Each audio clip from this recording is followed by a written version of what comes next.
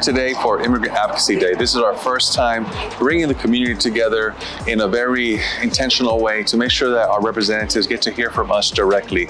We're here with our partners from ACIJ and other community-based organizations that serve the Hispanic and immigrant community so that we can talk to our legislators and make sure that they're taking our perspectives into account as they're drafting and crafting bills that potentially can have adverse effects for our community and for our state at large.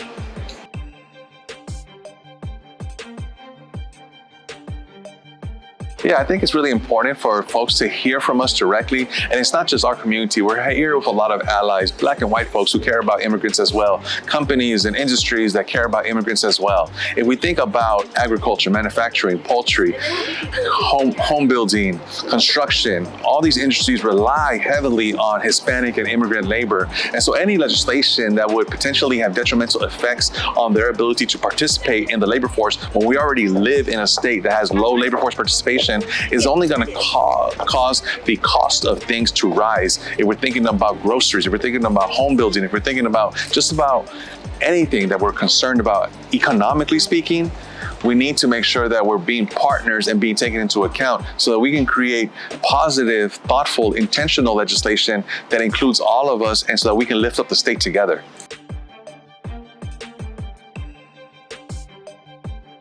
I think that if I could tell our lawmakers anything is that we want to be partners. We already contribute positively to the community. We go to church together. Our kids go to school together.